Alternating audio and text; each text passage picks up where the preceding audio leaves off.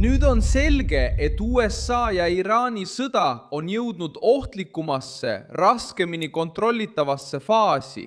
Mis nüüd muutub, on FPV droonide kasutamine. Need on väikesed, odavad ja täpselt juhitavad seadmed, mida hakatakse kasutama Ameerika varustuse ründamiseks. Väljaspool Iraani territooriumi on viimastel tundidel Iraaniga seotud Shia miilitsad avaldanud kaadreid rünnakutest sihtmärkide vastu Camp Libertys Iraagis. Väidetavalt said tavamuse Sentinel radar ja meditsiiniliseks evakuatsiooniks kasutatav Black Hawk helikopter. See on tõsine hoiatus, sest oht pole enam vaid taevas, rakettide ja lennukitega, vaid on jõudnud maapinna lähedale, baasidesse, platsidele ja vähekaitstud aladele. Selle uue olukorra keskmes on Iraan.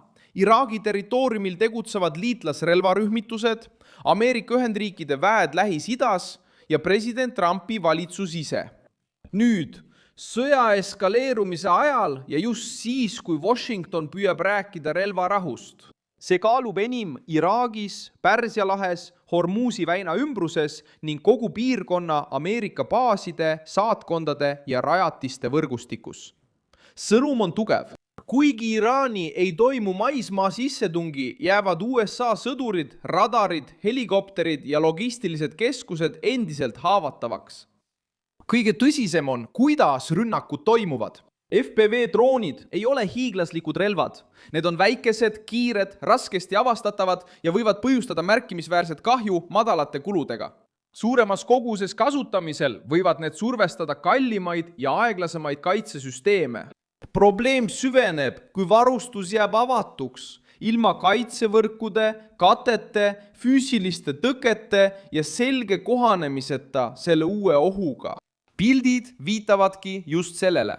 Baasid töötavad endiselt nii, nagu oleks see vana sõda, kuigi tegelikult on lahinguväli juba muutunud ja seda väga jõhkralt. See ongi probleemi tuum. Aastaid oli paljudes konfliktides suurimaks mureks raketid, missiilid ja pommitamised. Oht tuleb nüüd ka lihtsatest droonidest, mida väiksemad rühmad saadavad sageli kohtadesse, kus traditsiooniline kaitse ei jõua reageerida. Miks see nii oluline on? See vähendab vahet ebaregulaarsete rühmituste ja suurvõimude vahel. Kallis radar, strateegiline helikopter või tugiala võib muutuda palju odavama relva sihtmärgiks. See muudab sõjakulude arvestust ja avaldab otsest survet Ameerika kohalolekule Lähis-Idas.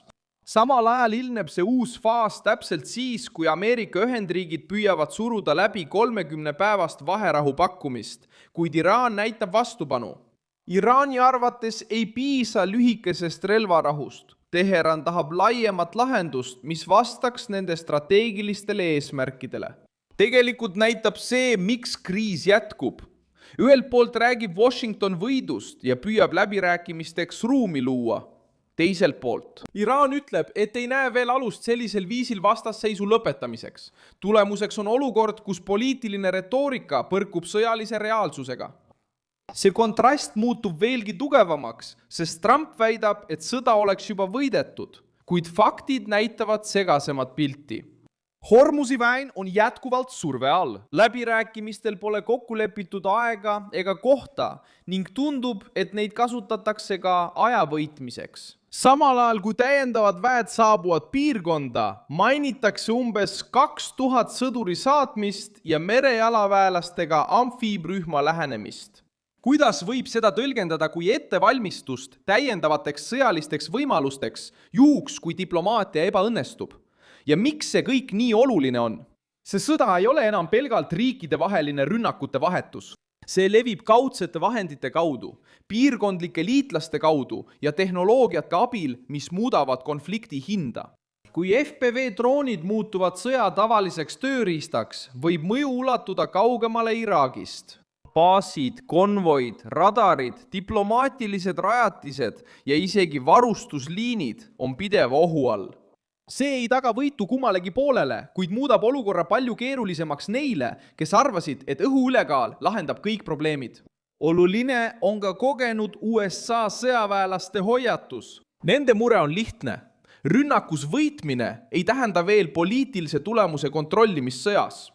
Ulatuslik pommitamine ei tähenda konflikti lõpetamist. Sihtmärkide hävitamine ei tähenda piirkonna stabiliseerimist. Ja nüüd, kui odavad droonid tabavad kalleid varasid, tuleb see vastuolu veelgi selgemalt esile.